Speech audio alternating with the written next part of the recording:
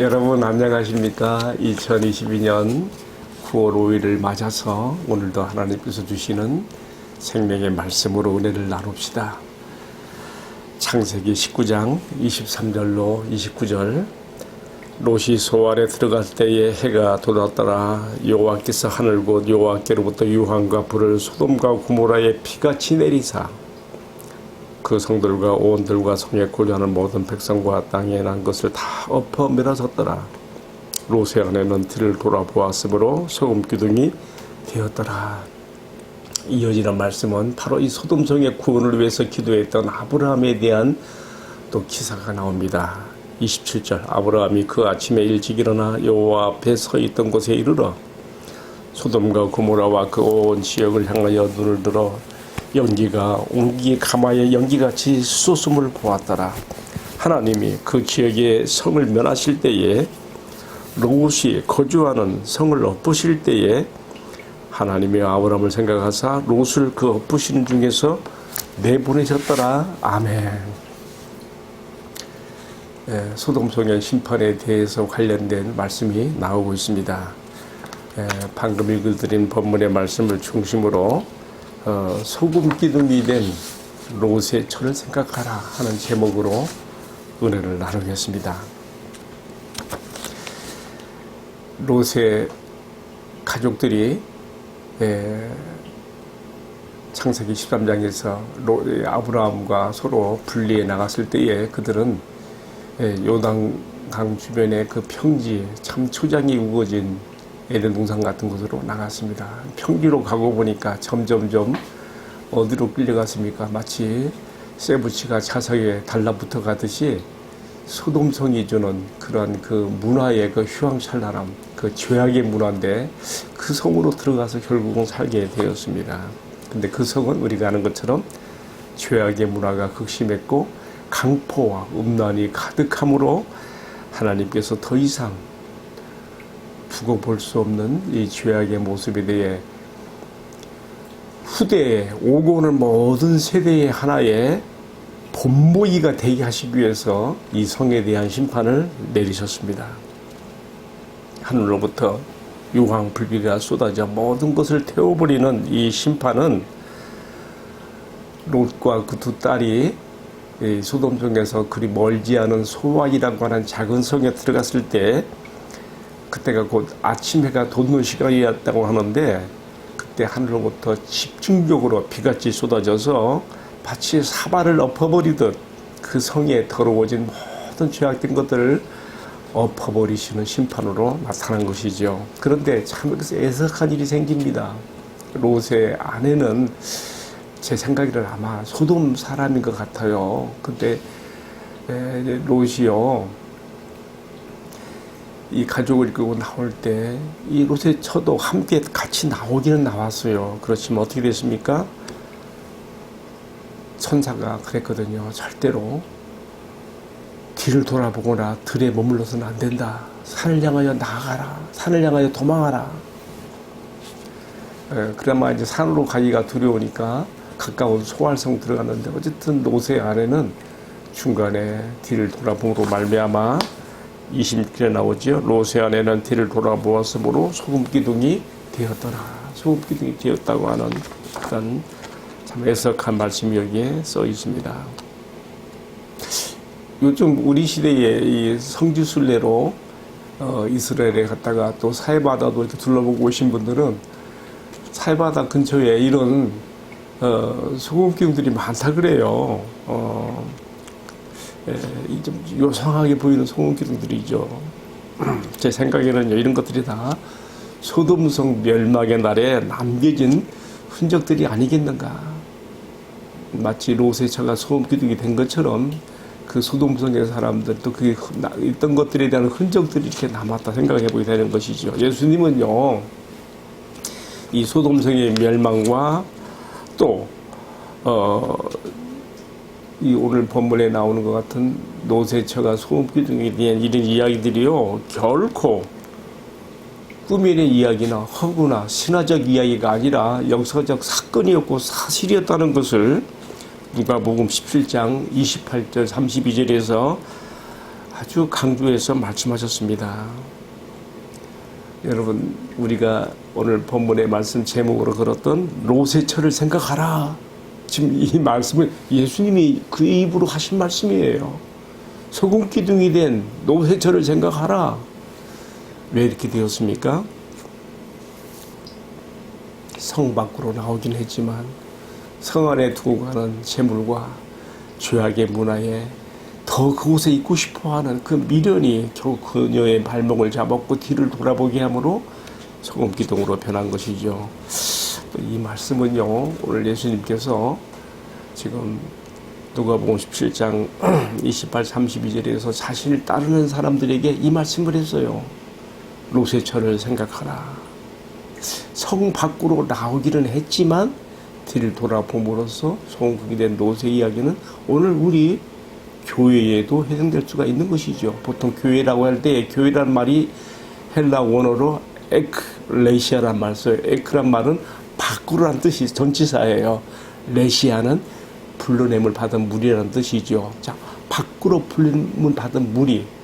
그런데 밖으로 나온 롯이 뒤를 돌아보고 소금이 됐다고 하는 것은 밖으로 불러냄을 받은 무리에 속한 하나님의 교회에 속한 자가 되었지만은 롯처럼 세상에 소돔성에 미련을 두다가 소금 기둥으로 변해버린 것처럼 세상과 함께 멸망을 당한 자들도 있다는 것을 하나의 경고성 시그널로 주신 우리가 말씀으로 받아들이게 되는 것이죠. 예수님께서 누가복음 10장 32절에 롯의 처를 생각하라 하는 이 말씀을 우리가 주님 오시는 그날까지 마음의 신비에 새기고 자주자주 생각하면서 내가 멸망당할 세상과 함께 멸망하지 않도록 자신을 지켜야 되는 말씀으로 우리가 세워가야 하겠습니다. 자, 이제 오늘의 말씀을 제가 마무리 지는 내용 가운데 소돔성의 멸망과 관련해서 크게 4가지 부류의 사람들을 언급하게 됩니다. 첫 번째는 어떤 사람입니까? 속히 성 밖으로 나가라고 하는데도 지체하고 머뭇거렸던 롯과 두 딸을 생각해 볼 수가 있어요. 사실 하나님의 그 불의 심판이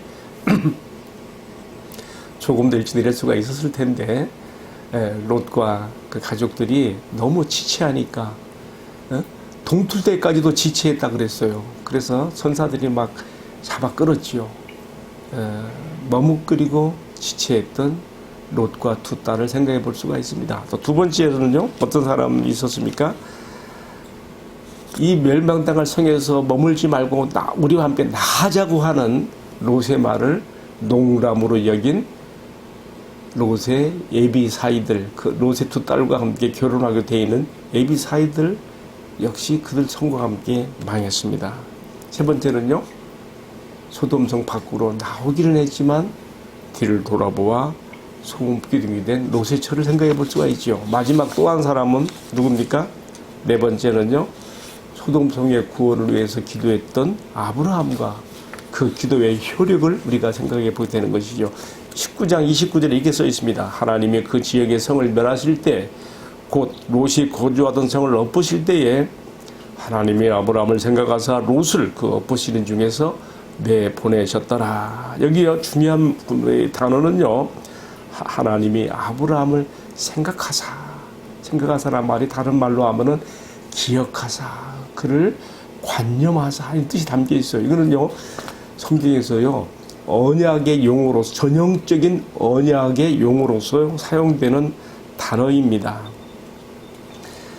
예를 들면 출애굽기 2장 24절에 이스라엘이 그 애굽에서 노예 생활로 고통한 가운데 부르짖을 때에 하나님께서 아브라함과 이삭과 야곱과 맺은 언약을 기억하사 생각하사 그들을 돌아보셨더라 하는 말씀이 나오지 않습니까? 이게 다 언약하고 관계돼요. 또 창세기 8장 1절에 하나님께서 물로 홍수를 막 그 심판으로 내렸을 때에 노아와 또 가족 그리고 그 선택받은 동물들이 배 안에 있었지요. 하나님께서 노아와 그 배 안에 있는 것들을 생각하사 권념하사 그래서 이제 땅이 마르게 하시는 그런 과정으로 드러날 볼 수가 있죠. 여러분, 하나님 롯의 어떤 신앙 때문에 구원받았다고 생각할 수가 없어요. 롯의 그 미흡한 신앙, 오죽하면 계속 그 소돔성에 미련이 있어서 그렇게 미적거리고 지체하며 머뭇거렸을까요? 오늘 말씀은 분명히요, 하나님이 아브라함을 생각하사 롯을 그 엇보시는 중에 내보내셨더라, 그렇게 말씀하고 있습니다. 무엇을 가르쳐주고 있습니까? 이것은 하나님께서 아브라함과 맺은 언약에 기초하여 아브라함의 기도를 들으신 결과로서 롯과 그 두 딸을 그 성에서 나가게 하시고 구원했다고 하는 거 아니겠습니까? 이 말씀은 우리에게 용기를 줍니다. 아직 믿지 아니하는 내 굴리교 형제들, 불신 가족들, 여러분, 먼저 믿은 내가, 예수 그리스도의 새 언약 가운데 들어와 있는 내가 그들을 위하여 기도할 때에 하나님께서 아브라함을 기억하사 롯과 그 가족 구원하시는 것처럼 이런 역사가 함께 하신다는 것을 우리가 이 말씀에서 용기를 얻게 되는 것이죠. 자, 이제 오늘의 묵상을 제가 마무리 지면서 딱 마음에 생각되는 두 가지를 다시 한번 강조할 게 있어요. 뭐냐면요, 극심한 강포와 성타락의 죄악 문화로 인해서 하늘을 못 내리는 불비로 멸망당한 이 소돔성의 멸망은요, 그냥 그때 일어났던 한 역사적 사건으로 끝나는 게 아니라는 거예요. 예수님이 이 말씀을 누가복음 17장에서 장차 인자의 날에, 주님이 다시 오시는 날에 있어질 하나의 사건의 전초 현상으로, 시그널, 경고로 이 사건을 인용했다는 것이에요. 바로 이것이 이제 요한계시록에 가면요, 예수님이 사도 요한에게 주신 계시의 말씀에 나오죠. 여러분, 요한계시록 우리가 18장의 말씀에 보게 되면요, 이 점에 대해서 주님께서 분명히 말씀하십니다. 거기서는요, 소돔성이 아니고 뭐예요?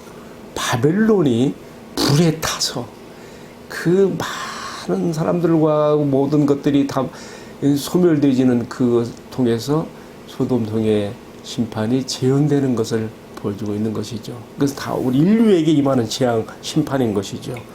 자, 여러분, 이제 모든 것이 분명해졌습니다. 우리 주님께서는 그를 따르는 우리들에게 롯의 절을 생각하라고 말씀하심으로써 우리가 멸망당할 세상에서 밖으로 불냄을 받은 에클레시아, 교회에 속했지만은 세상에 취하여 세상에 발목을 잡히고 세상에 미련을 두다가 세상과 함께 망할 자들도 있을 수 있다는 것을 우리가 이 경고의 말씀에서 마음 깊이 받아야 되겠습니다. 그래서 사도 바울은 고린도전서 17장 29절 31절에서 이렇게 말했습니다.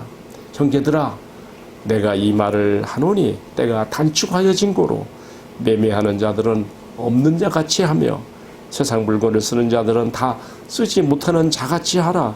이 세상의 형적은 다 지나감이니라. 무슨 말씀이겠습니까? 비록 우리가 세상 속에 살고 있지만 마치 바닷속에 있는 물고기들이 차가운 바닷물에 그렇게 녹아지지 아니하고 생명이 있으므로 살아있는 것처럼 오늘 우리가 이 죄악 세상의 문화 속에 어쩔 수 없이 우리도 세상 속에 살고 있지만은 죄악 세상의 이 오염에 우리가 물르는 것이 아니라 예수 생명을 가진 자들로서 천국의 소망을 가지고 주님 앞에 살아가야 될 것을 우리는 겨우 구원을 받은 롯이나 그 딸의 그런 모습보다는 위하여 기도하였던 아브라함과 같이 구원을 위해서 기도하는 저희들이 다 될 수 있기를 주님의 이름으로 축복합니다. 함께 기도하겠습니다. 사랑하시는 주님, 주님이 예비하신 초소가 있는 하늘 본향으로 내가 돌아가야 될 날이 있는 것을 앞에 놓고 여기 세상에서 나그네 순례자의 삶을 살게 하옵소서. 소돔 고모라와 같고 바벨론과 같은 이 세상 죄악의 문화에 마음을 뺏기지 않게 하여 주시고 소돔과 바벨론이 아닌 주님이 예비하신 천국 본향에 나의 마음을 두며 이 세상에서 하루하루의 날들을 주님 앞에 살아갈 수 있게 하시옵소서. 소금 기둥이 된 롯의 아내처럼 우리가 되지 않게 하여 주시고, 주님께 은혜를 받아서 이 죄악 세상을 넉넉히 이기고 승리하며 아브라함처럼 세상의 구원을 위해서 기도하며 복음에 참여하는 저희들이 되게 하여 주옵소서. 이 모든 말씀을 존귀하신 우리 주님 예수 그리스도의 이름으로 기도하옵나이다. 아멘. 예, 마쳤습니다. 감사합니다.